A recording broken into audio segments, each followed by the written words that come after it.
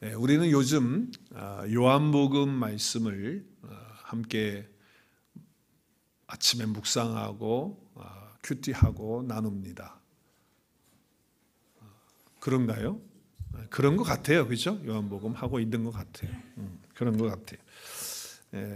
오늘 우리가 읽은 본문의 말씀은 우리 지난 금요일 날 저희들이 아침 말씀 큐티 본문의 말씀입니다. 그래서 금요일 날 묵상하시고 또 함께 나누어 주신 분들은 아마 다 기억을 하실 것입니다. 오늘 우리가 읽은 이 본문은 유명한 말씀이죠. 그리고 너무 잘 아는 그런 말씀입니다. 잠깐 설명을 앞부분을 좀 하자면, 하루는 예수님이 제자들과 함께 유대 땅에 있다가, 유대라고 하는 남쪽이에요. 서든 파트에 있다가 노든 파트인 갈릴리로 이제 가시려고 생각을 하시고 계시는 거예요. 그런데 그 당시에 유대에 사는 사람들은, 남쪽에 사는 사람들은 북쪽으로 갈 때 중간에 사마리아라고 하는 카운티가 있는데 그 사마리아 동네를, 그 카운티를 지나다니질 않아요. 지나다니질 않아요. 그 이유는 좀 이따 설명하고요. 그래서 사이드로 빠져가지고 돌아서 시간이 좀 더 걸려도 불편해도 그렇게 다녔어요. 지도를 잠깐 좀 그림을 볼까요? 좀 보면, 여기 보면 이 남쪽에, 여기 지금 주디아입니다. 여기서 예수님이 이제 이렇게 해서 여기 사마리아 블루를 지나서 여기 옐로우로 이제 갈릴리로 가는데, 이렇게 가면 스트레이트로 가면 숏컷이잖아요. 그런데 그렇게 가지 않고 이렇게 해서 이렇게 빠져서 이렇게 가는 거예요. 시간이 더 많이 걸리는 거죠. 다시 한번 그림을 좀 보면, 간단하게 보면, 자, 여기가 지금 예루살렘 남쪽이에요. 베들레헴. 여기에 지금 계시는 거예요. 그런데 여기로 올라가려고 그래요. 갈릴리. 가버나움하고 나사렛, 예수님 살았던 동네. 근데 이 사마리아가 중간에 있어요. 그러니까 일로 다니질 않아요. 이 사람들이 이렇게 돌아서 이렇게 가는 거예요. 그 이유가 뭘까? 지금 영어로 지금 나오는데, 여기 주디아가 서든 파트거든요. 미들 파트가 사마리아예요. 그리고 노든 파트가 갈릴리인데, 여기서 고 스트레이트 하면 아주 숏컷으로 가는데 이렇게 돌아서 다녔다라고 하는 것이죠. 왜 그랬을까? 왜 바로 가면 되는데 바로 가지 않았을까? 그리고 사마리아에 보면 사마리아의 서든 파트 쪽에 사마리아 카운트 안에 수가라고 하는 시리가 있어요. 조그만 시리가. 이 수가. 예수님은 지금 여기서 이렇게 지나가시고 있는 거예요. 고스트레이트로. 근데 이해를 못하는 게, 유대인들은 다 돌아서 이렇게 다니는데 예수님과 예수님의 제자는 지금 곧바로 그냥 수가로 가가지고 고스트레이트로 가는 거예요. 숏컷으로. 분명히 예수님의 의도가 있고, 여러분이 성경을 읽으실 때 예수님이 왜 이렇게 하셨을까? 여러 가지 배경 설명들이 있고 그래요. 근데 중요한 것은 잃어버려진 하나님의 자녀를 예수님이 찾기 위해서 간 거예요. 그러니까 수가성에 그 여자가 지금 하나님이 잃어버린 자녀예요. 그래서 그 자녀를 만나기 위해서 예수님 가시는 거예요. 의도를 가지고 가시는 거죠. 자, 그런데 여기 왜 이렇게 사람들이 숏컷으로 안 다니고 사마리아를 다니는 걸 왜 싫어했느냐 라고 하면, 우리가 구약의 역사를 조금 공부해 보면, 구약의 이 아수르라고 하는 나라가 북쪽 이스라엘을 위협을 했어요. 여기를. 그리고 남쪽 유다도 위협을 했는데 나중에 이제 위협을 했지만은, 그래서 북쪽 이스라엘의 수도가 사마리아예요. 근데 이거 아수르라고 하는 나라가 상당히 큰 나라예요. 그래서 이 나라가 침략을 해요. 사마리아가 수도니까 여기 북쪽에. 그래서 여기를 침략해서 점토를 해가지고 사람들을 또 끌고 가요. 또 데리고 와요. 또 한 번 더 쳐들어와요. 그래서 아주 사마리아를 초토화시켜버려요. 그리고서는 어떻게 하냐면, 이 남쪽에 있는 에돔 사람들, 여기 에돔 사람들을 여기다 넣고, 그리고 이쪽에 있는 아수르 사람들을 사마리아에다가 보내가지고 거기에 있는 순수 유대인들 여자들을 다 이렇게 살게 하고, 또 성적으로 그렇게 하게 되므로 피를 섞고 또 신앙의 그런 혼합을 하는 그런 일이 아수르 때 일어난 거예요. 주님 오시기 전 722년 BC 722, 722년에 그와 같은 일이 일어났어요. 자, 그러다 보니까 사람들이, 이 유대 사람들이 사마리아 사람들하고 이야기를 안 해요. 만나질 않아요. 같은 민족이고 같은 사람들이었는데 그때 피가 섞이고 또 신앙이 혼합됐다라고 이렇게 생각을 해서 사람들이 그때부터 사마리아 사람들하고 이야기도 안 하고 밥도 안 먹고 얼굴도 같이 안 보는 거예요. 자, 그래서 오늘 말씀을 보면 예수님이 이제 그 아까 수가라고 하는 그 우물가에 성에 우물이 야곱의 우물이 있었잖아요. 그래서 그 우물에 이제 좀 목도 마르고 쉬시기 위해서 앉으셨단 말이에요. 제자들은 이제 밥을 사러 점심을 사러 구하러 갔고 그런데 거기에 여자 하나가 물동이를 들고 물을 길러 온 거예요. 자, 그런데 예수님께서 그 여자에게 말을 걸어요. 말하면 돼요, 안 돼요? 유대인하고 사마리아하고 말한다 그랬어요, 안 한다 그랬어요? 상종을 안 한다고, 상종을. 오늘 여기 보니까 상종을 안 해야 되는데 말을 거니까 이 사마리아 여자가 놀래가지고 당신은 내가 보니까 유대인인데 그것도 남자가 여자한테 이건 있을 수가 없는 일이 아니냐? 어찌해서 나한테 이렇게 물을 달라고 얘기를 하고 또 요청을 하느냐? 이럴 수 없는 거 아니야? 우리는 서로 봐도 안 본 척하고 이야기도 안 하고 그러는 사람들 아니냐? 근데 왜 그렇게 하는 거예요? 이렇게 지금 묻는 거예요.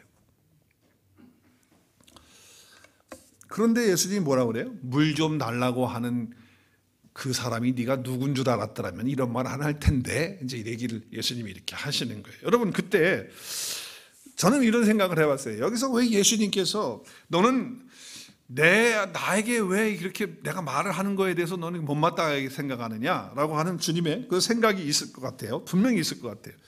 근데 이 여자는 보는 무슨 생각을 했어요? 저 남자가 왜 나한테 말을 걸지? 왜 내 영역으로 들어와가지고 지금 이렇게 하는 거야? 처음 보는 남자인데 아마 이런 생각을 했을 거예요.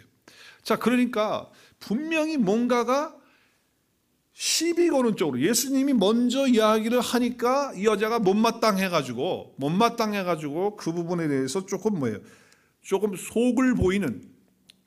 그래서 그 얼굴 제가 사진을 지금 찾아봤어요. 이거 보니까 아주 지금 여자분이 지금 못마땅해하는 표정인 것 같아요. 그렇죠? 안 그런가요? 지금 즐거운 표정은 아닌 것 같아. 뭔가 당신이 왜 이렇게 하느냐라고 의아하게 이제 이렇게 하는 거죠. 그러니까 이 여인이 겉으로는 지금 시비 거는 것처럼 예수님에게 그렇게 이야기하고 말하지만 그녀의 속은 그렇지 않은 거예요. 예수님은 그녀의 속을 본 거죠. 그러니까 겉으로 말하는 것은 예수님한테 거절하는, 당신이 왜 나하고 상관합니까? 왜 나한테 물 달라고 합니까? 유대인 남자 그러면 됩니까? 이렇게 거절하는 것처럼 그렇게 말했지만, 그렇게 보였지만, 그렇지만 그 여자가 가지고 있는 그 속에 있는 그 절규와 아픔과 상처와 그리고 뭔가가 힘들어하는 그것들을 예수님이 다 보고 계신 거죠. 사실 예수님은 잃어버려진 하나님의 자녀를 찾기 위해서 이 수가성을 가신 거예요. 아마 사람들이 비난했을지도 몰라요. 유대인인 당신하고 당신 제자들은 왜 사마리아로 통과하느냐? 당신들 그러면 되지 않는 거 아니냐라고 비난받을 수 있어요. 그럼에도 불구하고 거기에 잃어버려진 하나님의 자녀가 있기에, 찾아야 될 영혼이 있기에 주님이 가신 거예요. 의도적으로 들어가신 거죠. 자, 그런데 대화를 좀 보면요, 이 커뮤니케이션이 안 맞아요. 얘기가 연결이 안 돼, 연결이. 자, 물 달라고 하는 대화를 지금 하는데 마실 물이 좀 있느냐 그랬더니 여자가 대답하는 게 뭐예요? 왜 나한테 말 걸어요? 아니, 지금 물 달라고 그러는데 하는 얘기가 뭐예요? 왜 나한테 말 걸지요? 당신 말 걸면 되는 거 아니잖아요. 나하고 상관하지 말아요. 이렇게 얘기를 한 거예요. 그러니까 지금 말이 좀 안 돼. 그럼 예수님은 또 이런 얘기예요. 내가 누군 줄 알았으면 뭐 이렇게 되지 않을 텐데, 나한테 생수 달라고 그럴 텐데, 또 이렇게 이야기를 하는 거예요. 서로가 좀 뭔가 말이 끊어지는 듯한 그런 것을 볼 수가 있어요. 그럼에도 불구하고 예수님은 그 대화 속에서 여자의 마음 속에 있는, 그 속에 들어있는 것을 보셨기 때문에 사실은 말이 연결되는 거죠. 예수님은 지금 연결이 되고 있는 거예요. 그런데 여자의 마음속에 들어있는 것 보면 겉으로는 말 자체가 연결이 안 되지만 그 속에 있는 그 상함, 또 어떤 갈망, 갈증, 또 자기가 도움이 필요하다는 것, 이걸 주님이 다 보셨어요. 아셨어요. 그래서 연결이 된다라고 하는 거죠. 그래서 사진 다시 한번 좀 보면 이제 좀 연결이 조금 되는 것 같아요. 얼굴이 조금 밝더라고 저 여자가. 그래서 저 사진을 조금 밝은 것 같아서 이제 뭔가 좀 통하는 듯한 이제 그런 거예요. 그래서 예수님이 그러셨죠. 근데 요 4장 전에 3장에 밤에 니고데모라고 하는 사람이 예수님 찾아오잖아요. 그 사람은 관원이었고 선생이었어요. 훌륭한 사람이었어요. 그런데 그에게는 갈등이 있어서 예수님에게 문을 두드리고 찾아왔어요. 밤에 어찌됐든지. 자, 그 사람이나 또 오늘 이 예수님이 찾아가셔서 만나고 있는 이 수가성 여자나 처음에 예수님 몰라본 거는 마찬가지예요. 똑같이 몰라봤어요. 똑같이 몰라봤다. 왜 똑같이 몰라봤을까요? 영적으로 눈이 가려졌으니까. 그것을 갖다 우리는 소경이라고 그래요. 소경, 맹인. 못 보는 거예요. 그러니까 아무리 선생이라 할지라도 아무리 관원이라 할지라도 영의 눈이 안 열리면 못 보는 거예요. 또 이 여자는 지금 사마리아 여자로서 천하게 또 이렇게 무시받고 그런 상황이었겠죠. 이런 사람도 마찬가지라는 거예요. 눈이 떠지지 않으면 주님이 누군지를 모른다는 거예요. 영적인 말씀을 또 깨닫지도 못한다고 하는 것이죠. 근데 저와 여러분은 어떻습니까? 영적 소경이었던 저와 여러분이 하나님의 은혜로 말미암아 성령님의 은혜로 말미암아 영원한 생수이신 예수 그리스도를 알고 오늘 이 자리에 나온 거 아닙니까? 엄청난 은혜죠. 정말 감사한 거예요. 그러니까 여러분 눈 뜨면 감사해야 되는 거예요. 나로 하여금 이 영생이시고 이 생수이신 예수 그리스도를 내가 알고 그분을 내가 먹고 마시고 있다고 하는 이걸 생각할 때 눈 뜨면 감사하고 찬양해야 되지 않겠어요? 주님이 누구신지 아직도 모르고 절망하는 그 여자에 대해서 주님께서 주시는 말씀이 있어요. 정말 우리는 성령님의 은혜가 아니면 도우심이 아니면 땅에 속한 우리들이 어떻게 하늘에 속한 주님을 알 수가 있겠어요? 주님의 도우심이 있어야 된다 그거죠. 자, 우리 눈을 뜨게 해주신 우리 주님 앞에 찬양과 감사를 드립니다. 우리 한번 감사드리십시다. 주님 감사합니다. 눈을 뜨게 해주셔서 생수이신 주님을 마실 수 있게 해주셔서 감사합니다. 할렐루야. 성령님의 은혜거든요. 너무 감사하잖아요. 그래서 오늘도 우리가 예배하는 거 아닙니까? 자, 그런데 이 여자는 아직도 누군지 모르고 있는 거예요. 그러니까 절망 가운데 있는 거죠. 근데 이 여자에 대해서 주님께서 첫 번째 대답을 하세요. 그 첫 번째 대답이 뭡니까? 하나님의 선물이라고 하는 것을 얘기해 주세요. 하나님의 선물. 자, 오늘 여기 보면 하나님의 선물과 물을 지금 주겠다고 하는 사람이 누군 줄 알았더라면 네가 지금 이렇게 하지 않고 내가 생수를 주었을 텐데 라고 주님이 말씀하세요. 자, 그래서 예수님이 뭐라고 대답한다고요? 내가 만일 하나님의 선물과 또 내게 물 좀 달라 하는 이가 누군 줄 알았더라면 네가 그에게 구하였을 텐데 그러면 생수를 내가 너에게 줬을 텐데 라고 이렇게 말씀을 해요. 이게 지금 무슨 얘기입니까? 우리의 삶에 대한 문제는요, 우리 안에서는 도대체가 해결할 수 없다는 거예요. 내 문제는 내 안에서 해결되면 얼마나 좋겠어요. 근데 그 문제가 내 안에서 해결이 되지 않는다는 거예요. 만약에 그랬다면 우리는 벌써 다 찾아가지고 문제 다 해결했을 거예요. 우리의 삶의 모든 문제는 위로부터 와야 돼. 위로부터 와야 해결이 되는 거예요. 그래서 우리 니고데모도 마찬가지 아니었어요? 거듭나야 하나님 나라 들어갈 수 있다고 그러니까 이게 무슨 소리입니까? 몰랐죠. 거듭난다라고 하는 것이 뭐라 그랬어요? 거듭난다는 것은 위로부터 난다. 하늘로부터 난다. 위로부터 능력받는 걸 말하는 거예요. 그러니까 똑같은 구조로 지금 사마리아 여자에게 예수님은 하나님의 선물이에요. 그러니까 똑같은 거거든요. 하나님으로부터 나는 거, 위로부터 나는 거. 이게 뭐예요? 이게 지금 하나님의 선물이라는 거예요. 내가 한 게 아니잖아요. 하나님으로부터 나는 거니까 선물이란 말이에요. 그걸 지금 얘기하고 있는 거예요. 그걸 갖다가 지금 예수님은 뭐로 표현하고 여자한테 뭘 표현하고 있습니까? 생수라고. 거듭나는 것을 생수라고 지금 이야기하고 있는 거예요. 자, 이렇게 말씀하시는 주님의 질문에 대해서 여자가 또 대답을 해요. 이 여자는 아직도 물을 육신적인 물로만 생각하는 거예요. 우리가 그냥 육신적으로 먹는 그 물로만 생각해요. 그래서 11절에 보니까 이렇게 얘기해요. 여자가 주여 물기를 그릇도 없고 우물도 깊은데 어디서 당신이 생수를, 지금 이 물도 그냥 정말 시원한 물, 아주 그냥 좋은 깨끗한 물을 어디서 얻는다고 지금 얘기하는 거냐고 이렇게 얘기를 하는 거예요. 자, 여러분, 물 그를 기름도 없다. 이게 무슨 얘기예요? 우물도 깊다. 이게 무슨 얘기입니까? 여러분, 지금 이 여자는요, 두레박 안 갖고 왔어요. 그리고 그냥 물동이만 갖고 온 것 같아. 그냥 어디 깊은 데 가서 생수를 끄집어내야 되는데 어떻게 끄집어낼래? 그래서 제가 인터넷에서 거기 제가 성지순례를 안 갔지만 우리 24님 네 분은 성지순례를 다녀오셨는데 부럽습니다. 저도 이제 가는 날이 있겠죠. 우리 교회도 한번 그 성지순례 개를 해가지고 한번 가자고. 한번 개를 해서 한번 가도록. 자, 그런데 사진을 보니까 이게 지금 이제 이거는 성지순례 가면 이렇게 나오나, 이렇게 돼 있나 봐요. 기억 나시는지 모르겠는데, 그래가지고 이게 야곱의 우물인데, 요게 이제 물 받는 데고, 여기가 우물이에요. 여기가 우물이에요. 근데 이제 요거를 크게 확대한 그림이 있더라고. 그래서 보니까 이렇게 돼 있어. 그러니까 지금 요거 뒤에 보면 지금 요건데 요 우물을 보면 크게 해보면 이렇게 돼 있는 거예요. 그러니까 우물이 상당히 깊은 우물일 거예요. 야곱이 파서 야곱의 때부터 야곱의 아들들도 같이 여기서 물 먹고 짐승들도 먹고 여기서 다 퍼서 먹은 거예요. 그래서 이렇게 해서 지금 이 우물이 깊은데 그러면 뭐가 있어야 돼? 두레박이 있어야 되죠. 끈 달아가지고. 근데 그것도 없다 이 말이야. 근데 당신이 어디서 생수를 끄집어내겠다고 얘기를 하냐? 지금 그 얘기를 하는 거거든. 그러니까 지금 이 여자는 아직도 뭘로 생각하고 있어요? 물을 뭘로만 생각하고 있어요? 그냥 마시는 물로만 생각하는 거예요. 예수님은 지금 그 물을 하나님의 선물이다.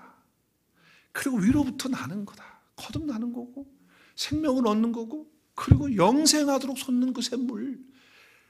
나 진리의 말씀 다 들어가는 거죠. 물은 말씀이 될 수도 있고 예수님 될 수 있고 진리가 될 수 있고 성령이 될 수 있고 지금 그거거든요. 지금 그거를 지금 주님 말씀하시는데 이 여인은 지금 계속 육신의 물 마시는 것만 생각하고 있다 그 말이죠. 자, 그동안 나한테 와서 뭐 이거 해야겠다 저거 해야겠다 뭐 신통하고 하는 뭐 그런 거 얘기를 많이 했었는데 가만히 보니까 당신은 지금 뭐 생수를 준다고 야곱이 뭐 하는 그 우물보다도 더 좋은 물을 준다고 그랬는데 그럼 당신은 야곱보다 더 큽니까? 네. 야곱은 어떻게 보면 이스라엘의 언약이고 또 야곱은 어떻게 보면 뭐 모세 이전의 사람이긴 하지만 그렇지만 하나님의 언약의 사람이긴 하지만 구약의 사람이잖아요. 구약의 사람. 네, 율법 아래 있는 그런 사람이었단 말이죠. 자, 그런데 야곱보다 당신이 큽니까? 라고 얘기를 하는 거예요.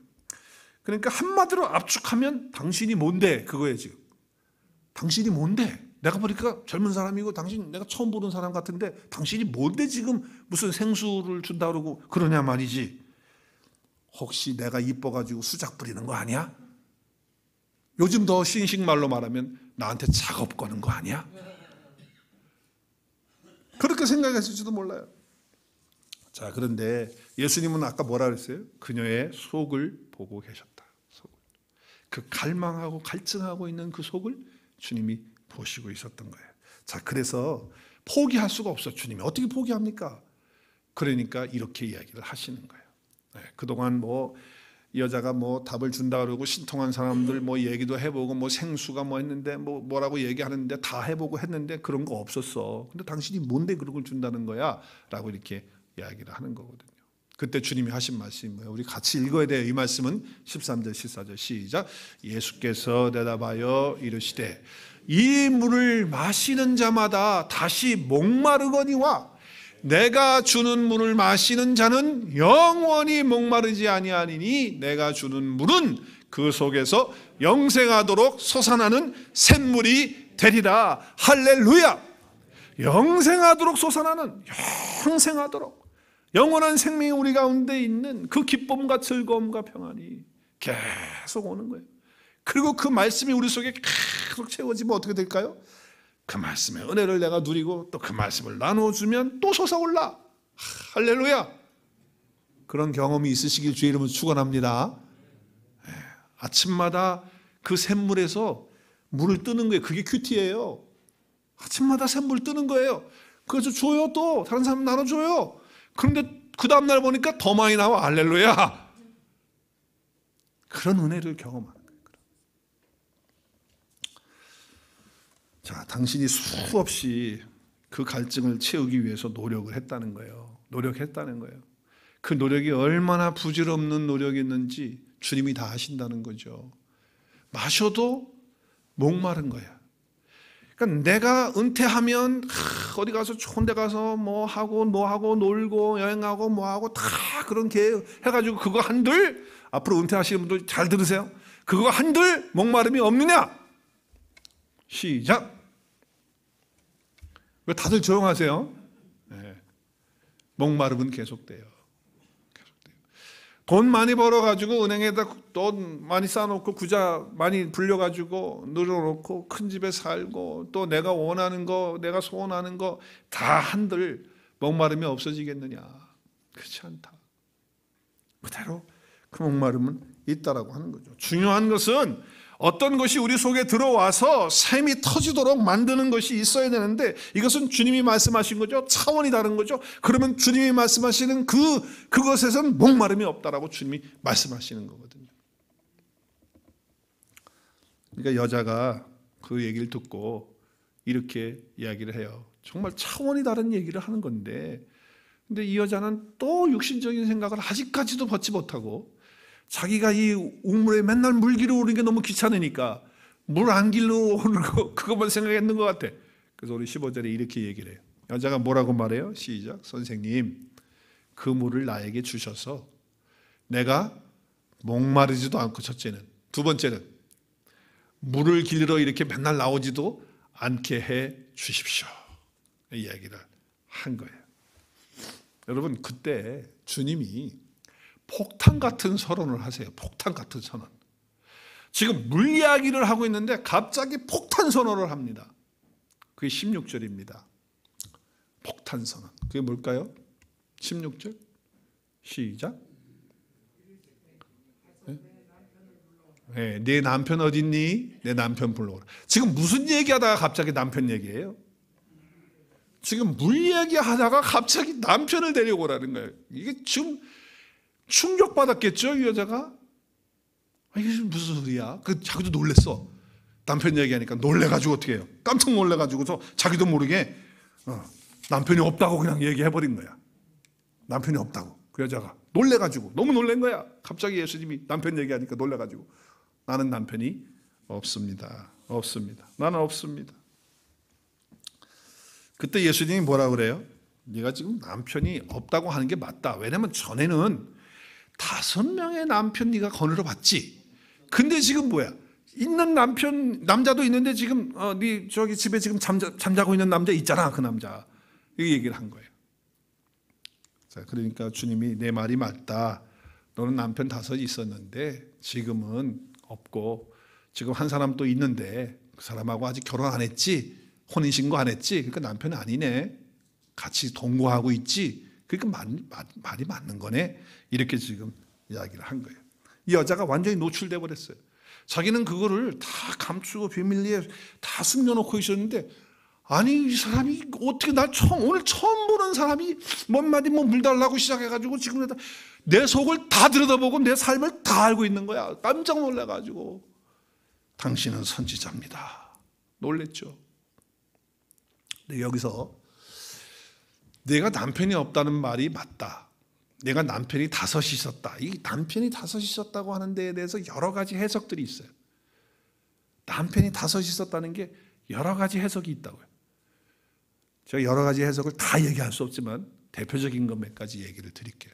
첫째는 문자 그대로 사마리아 수가성 여인은 더럽고 추하고 그리고 부도덕한 여자로 보는 거예요. 왜? 그대로 지금 문자 그대로 남편 5이 있었는데, 그런데 뭐예요? 다 떠나고 이제 네가 또 새로 얻은 남자는 지금 네 남편이 아닌 거 맞다. 그러니까 실제적으로 그럼 몇 번 결혼한 거예요? 5번 결혼한 거예요. 엘리자베스 테일러가 몇 번 결혼했어요? 제가 그것까지 가르쳐 드려야 되나? 8번 결혼했어요. 8번. 8 times marriages. 자, 그러면 이 여자는 지금 살고 있는 남자하고 같이 이제 그냥 문자적으로 하면 살고 있는 남자하고 동거하다가 결혼하면 6번 하는 거야. 그러니까 엘리자베스 테일러보다는 모자르네 2번. 자, 그래서 첫 번째 해석은 뭐냐면 그대로 문자 그대로 이 사람이 진짜 남편을 5사람을 거느리고 살아봤던 여자다. 이렇게 이제 보는 거예요. 자, 또 하나는 이것을 역사적으로 보는 거예요. 역사적으로. 그래서 어떻게 보냐면 사마리아의 그 여인이 과거의 그 5 남편은 지금 그 현재 일어나고 있는 또 그리고 과거에 있었던 5 나라의 제국들, 큰 제국들이 계속해서 이 사마리아를 괴롭히고 억압하고 누르고 힘들게 했던, 그래서 이 나라가 정권을 잡으면 우리가 좀 나아질까 희망을 걸었는데 아니야. 또 다른 나라가 또 정권을 잡으니까 그 나라가 우리를 좀 도와주지 않을까? 그랬더니 또 아니야. 그래서 계속해서 자기 남편처럼 생각하고 의지했는데 그게 아니다라고 하는 이제 그런 해석이에요. 자, 그림을 좀 볼게요. 맨 위에 그림을 보면 이게 아수르 제국이거든. 이게 아수르 제국이 사마리아를 제일 처음에 점령했어요. 사마리아가 어디냐면은 여기 지금 여기 지중해 가운데 여기 여기 잘 안 되나요? 여기 다 포함이 됩니다. 그러니까 아수르가 여기 터키 지역부터 해서 이 고대 여기 메소포타미아 지역부터 쫙 완전히 장악을 해서 여기까지 이집트까지 다 통탈해서 완전히 막강한 나라가 된 거예요. 그래서 아수르에 의해서 이제 통치를 받게 될 때, 우리가 이제 그 아수르 큰 나라니까 좀 나아지는 거 아니야? 그런데 더 억압을 당하고 더 힘들고 망하게 되는 거예요, 아수르에 의해서.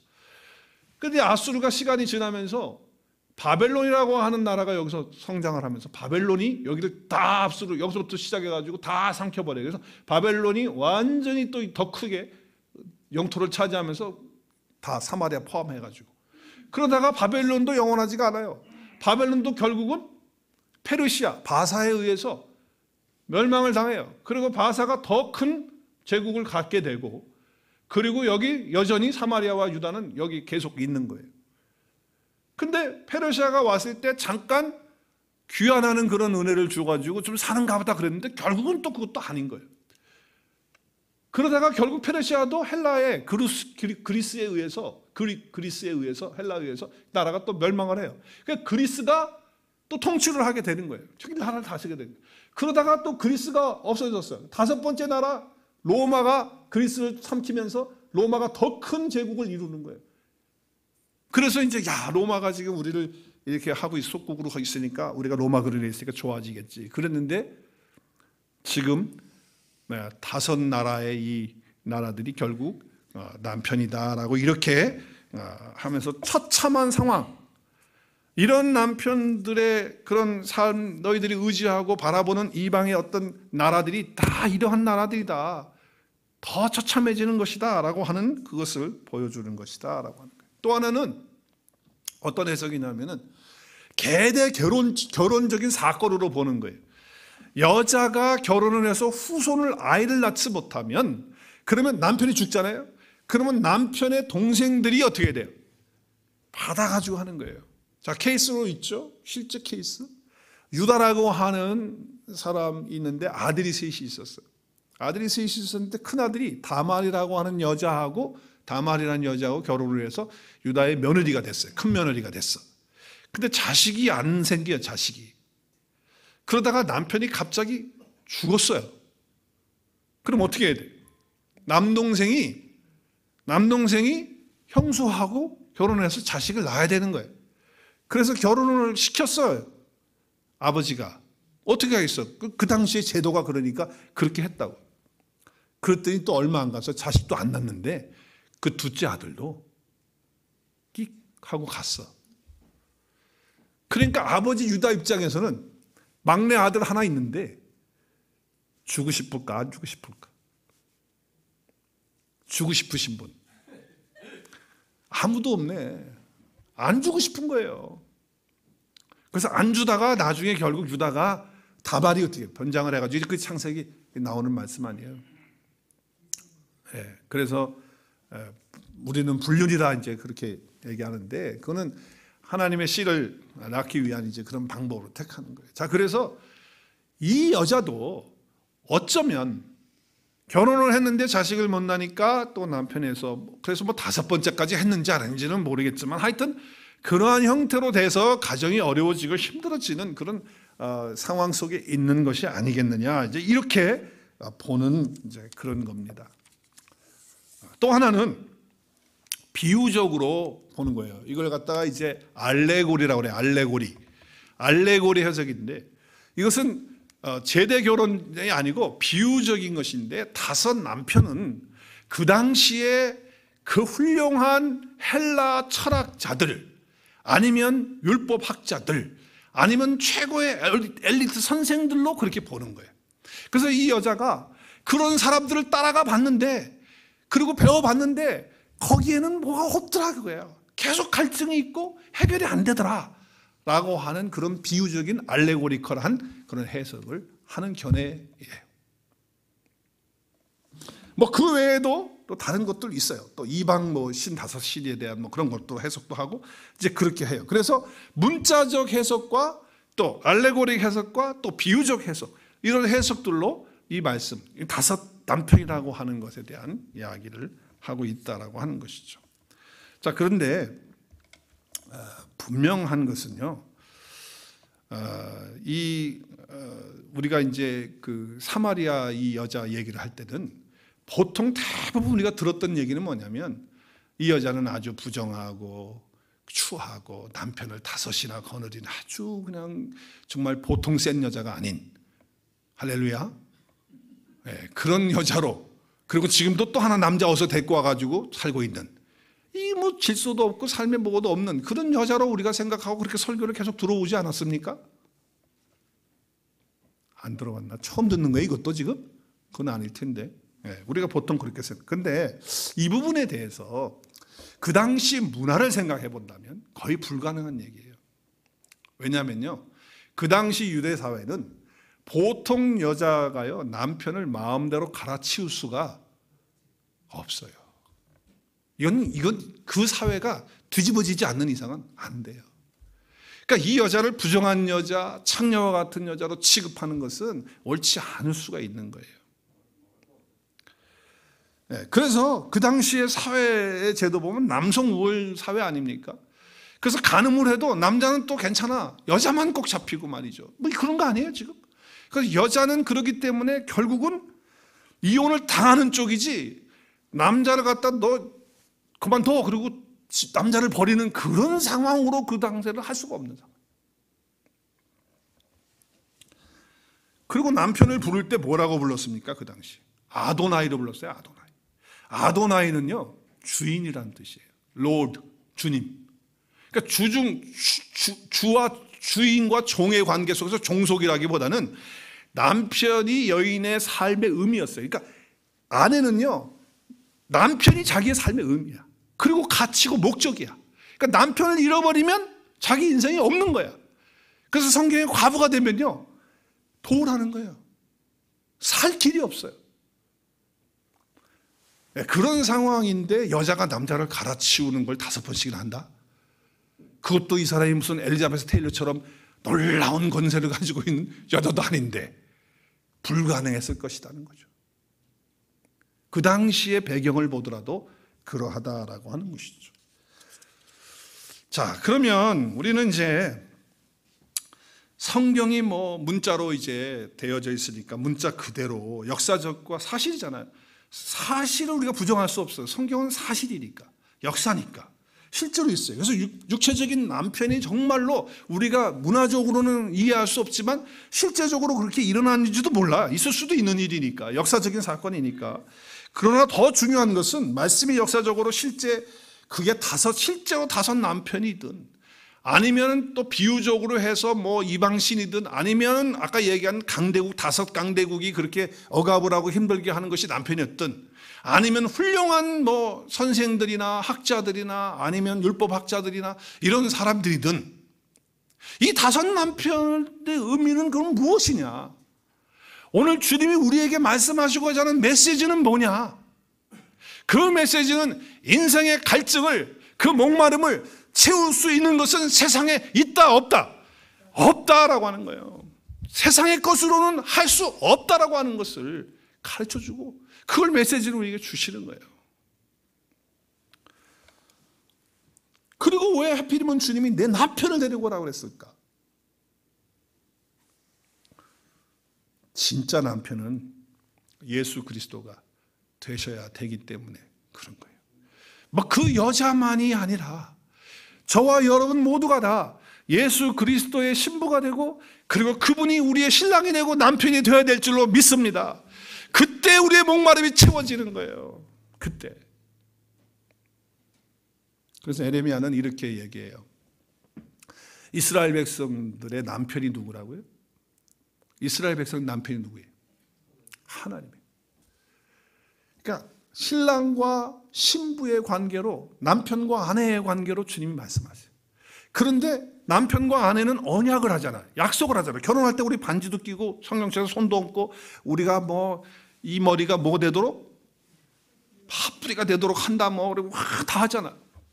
근데 그 언약 깨잖아 우리는. 근데 지금 마치 지금 이스라엘 백성들이 하나님과 언약을 다 깨버린 거예요. 하나님이 깨는 게 아니고 누가 깨는 거예요? 아내가 깨는 거야. 아내가.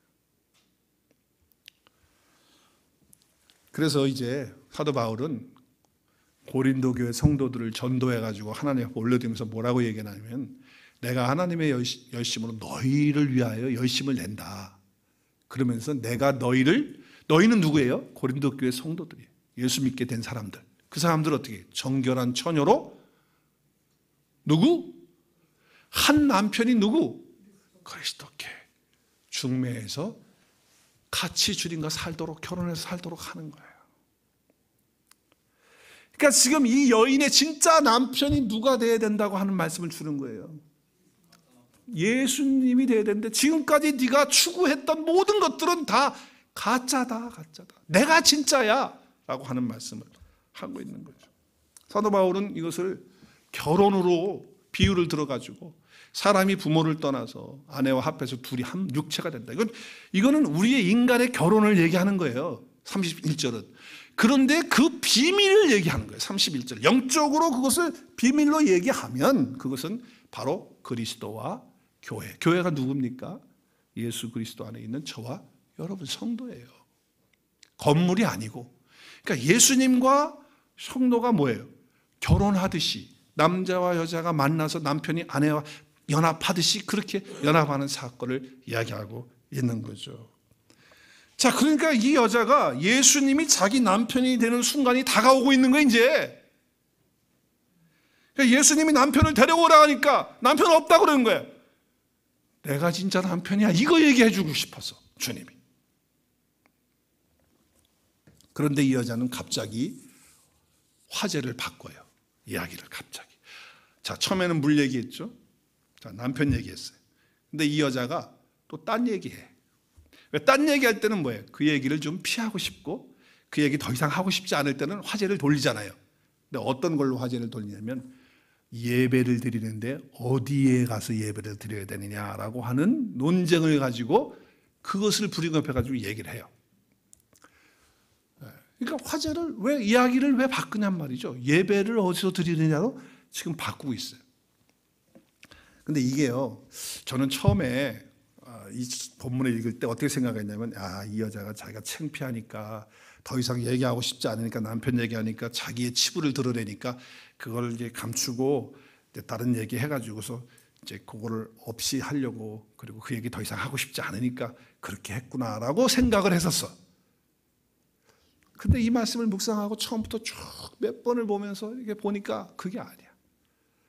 이 여자 속에는요, 아까도 말씀드렸지만은 이 사마리아의 그리심산이라고 하는 데서 예배를 드렸거든요. 근데 예배를 드리긴 드리는데 이게 자기가 채워지지가 않는 거예요. 이게 하나님의 은혜가 안 오는 거예요. 어떤 영적인 변화가 일어나지 않는 거예요. 그리고 갈증은 여전히 있는 거예요. 왜 그럴까? 예루살렘에 가서 예배를 드려야 된다는데 내가 예루살렘에서 예배를 안 드려서 그런가? 그런 생각을 했던 여자라는 거예요, 이게. 그러니까 이 여자가 뭐라고 얘기하냐면, 당신은 선지자 같은데 내가 늘 갈등하는 게 있습니다.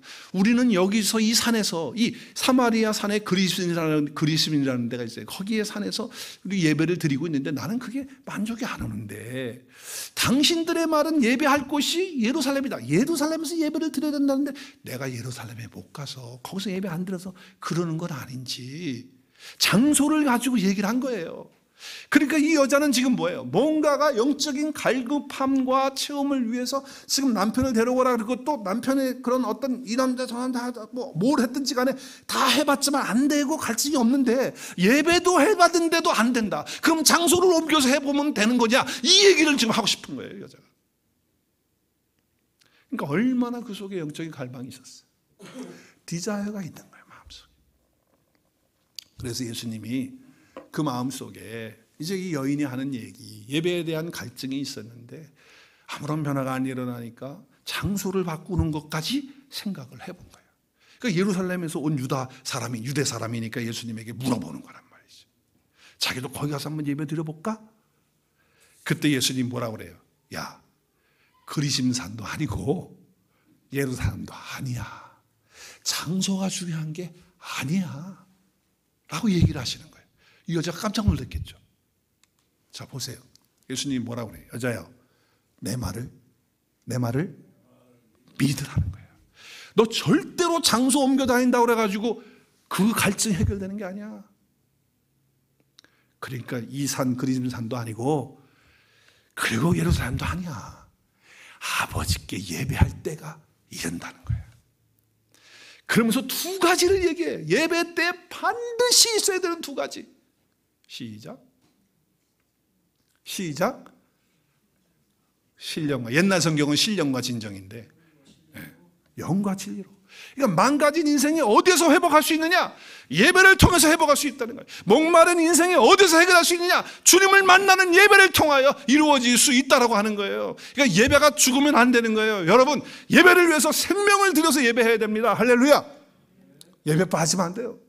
예배 드릴 수 없으면 우린 죽는 거예요. 근데 그 예배를 드릴 때 어떻게 드려야 되느냐? 두 가지로 드립니다. 여러분, 생명 걸고 예배 드려야 되고요. 우리 이거 한번 같이 읽었으면 좋겠어. 큰 소리로 시작. 예배의 생명을 거십시오. 예배에 빠지지 마십시오. 예배의 생명이기 때문에 절대적입니다. 예배가 없으면 회복이 안 됩니다.